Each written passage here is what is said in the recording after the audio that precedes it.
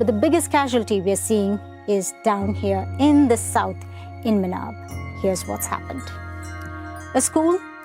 A girls' elementary school was hit. The Iran foreign minister says children are among dozens of people who have been killed.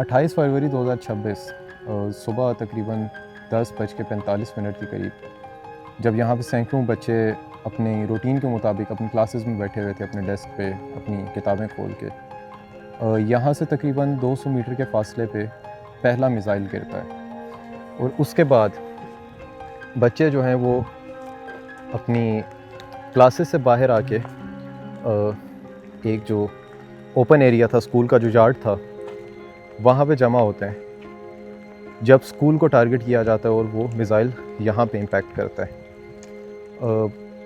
ऊपर वाला जो floor था वहाँ पे अक्सर जो थी वो गर्ल्स स्टूडेंट थी, नीचे वाले फ्लोर पे बॉयज़ थे, और इसी वजह से जब मिसाइल बिल्डिंग पे आके लगा और उसका जो ज़्यादातर नुकसान है और जो ज़्यादातर शहादतें हुई हैं वो लड़कियों की हुई हैं।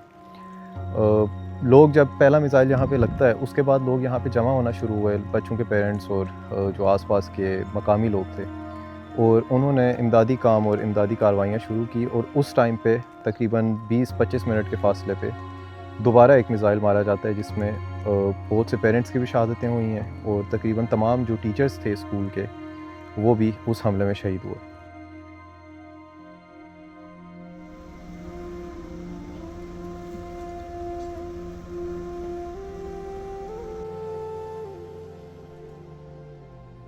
इब्तदाई मंजर आम पे आने वाली तस्वीर इस सानहे की शिद्दत को मज़ीद वाज़ेह करती हैं।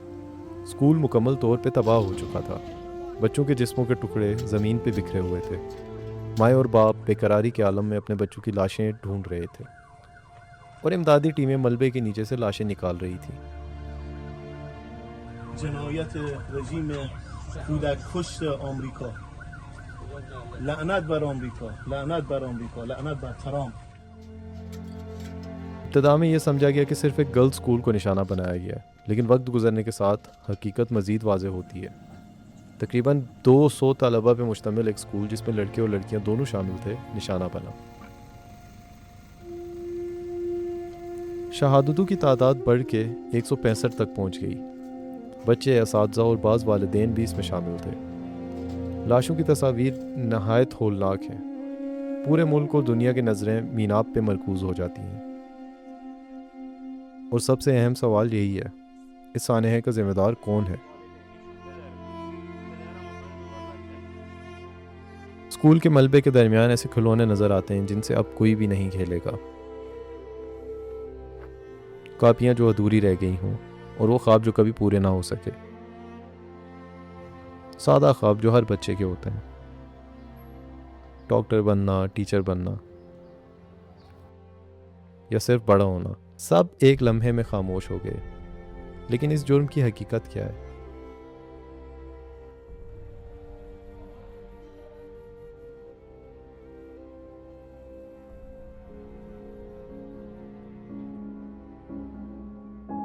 इब्तदाई घंटों में बहुत से लोग इल्ज़ाम इसराइल पे लगाते हैं, उसके शहरी मराकज़ और तालीमी इदारों पे हमले के माजी के पेश नज़र। लेकिन वक्त गुजरने के साथ साथ बयानिए बदलने लगते हैं।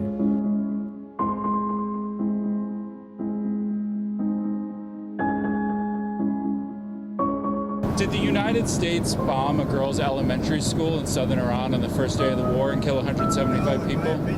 Based on what I've seen, that was done by Iran. Is that true, Mr. Hegsen? It was Iran who did that? We're certainly investigating. Still But investigating? the only side that targets civilians is Iran. We think it was done by Iran.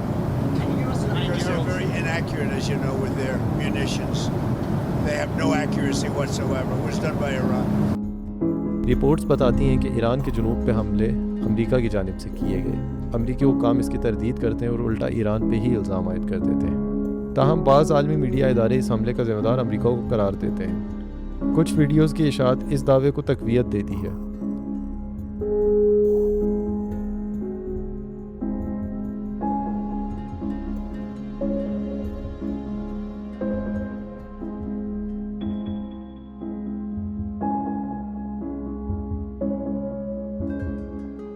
ये खलीज फ़ारस है, एक ऐसा समंदर जिसमें कई कहानियाँ छुपी हैं।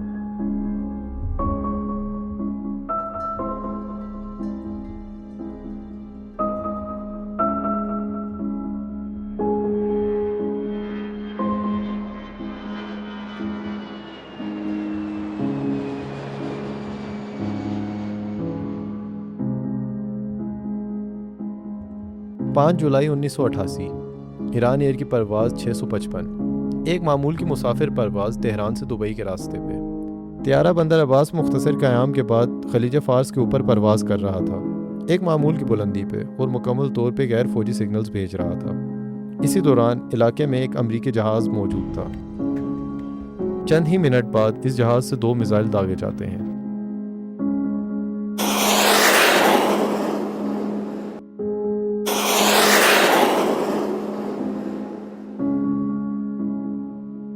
त्यारा फ़िज़ा में फट जाता है और इसके तमाम 290 मुसाफिर, जिनमें 66 बच्चे भी शामिल थे, जान की बाजी हार जाते हैं। अमेरिका दावा करता है कि इस त्यारे को एक F-14 लड़ाका जहाज़ समझ लिया गया था, जबकि दस्तयाब और बैनुल-अक़वामी इदारों से तस्दीक शुदा मालूमात के मुताबिक त्यारा मुकम्मल तौर पर सिविलियन सिग्नल्स भेज रहा था और अपने मामूल के फ़ज़ाई रास्ते पे था, जबकि वो जंगी जहाज़ जदीद तरीन रडार सिस्टम से लैस था।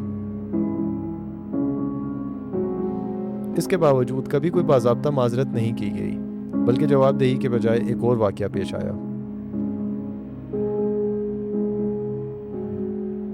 2 साल से भी कम अरसे बाद इस जहाज़ के कमांडर को इसकी कारकर्दगी पे जॉर्ज बुश सीनियर की जानिब से एजाज़ से नवाजा गया।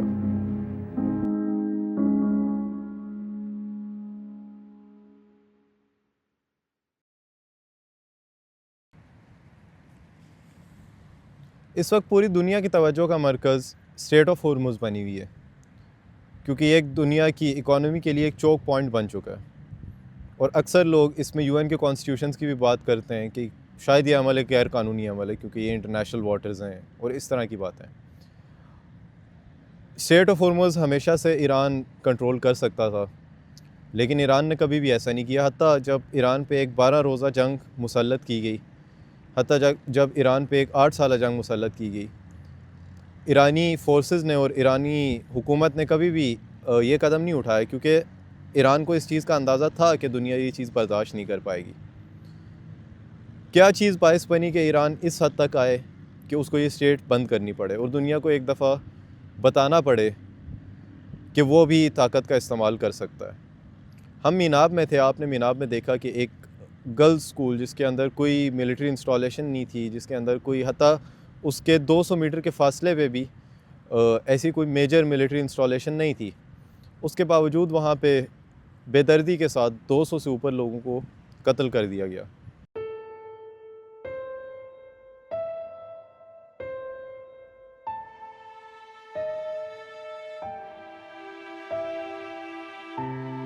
ये स्कूल 2016 से यहाँ पे मौजूद है और जो हमें अभी तक जो एविडेंस नज़र आता है, बहुत कम चांस है कि ये एक गलती से ये हमला हुआ हो। ज़ाहिर अभी साबित हो चुका है कि ये टोमाहॉक मिसाइल था अमेरिका की अपनी इन्वेस्टिगेशन के बाद भी। और सवाल ये है कि 200 मीटर के फासले पे एक मिलिट्री बेस को टारगेट किया गया और उसके बीच में भी हमें कुछ ओवर बिल्डिंग्स नज़र आती हैं, ज़ाहिर है। उनको छोड़ के दोबारा एक स्कूल को टारगेट करना, और वो भी 2 बार, एक बार नहीं, एक दफ़ा एक मिसाइल ने इम्पैक्ट किया, जब लोग दोबारा जमा हुए तो दोबारा उसको टारगेट किया गया। और ये जो टोमाहॉक मिसाइल है ये बड़ा प्रिसाइज होता है, ये ऐसा नहीं है कि इसका जो टारगेटिंग है उसमें इतना गैप आ जाए कि मसलन चंद कुछ 100 मीटर उस तरफ ये एक चीज़ को टारगेट करना चाहें और फिर यहाँ पे टारगेट किया जाए, ऐसा नहीं है। ये बहुत प्रिसाइज होता है, हत्ता इसमें 1-2 मीटर की भी गलती का इम्कान नहीं है। तो सवाल ये है कि क्यों एक स्कूल को टारगेट किया गया? आया ये एक इनकी लिस्ट ऑफ टारगेट्स में इस स्कूल का नाम पहले से मौजूद था, जो कि हमें मैप में नज़र आया। बाय द वे, जो मैप उन्होंने रिलीज़ किया उसके अंदर हमें ये चीज़ बिल्कुल वाज़ेह नज़र आई है। तो इस चीज़ पे पूरी दुनिया में आवाज़ उठानी चाहिए, इस पे बात होनी चाहिए और इस स्कूल को भूलना नहीं चाहिए।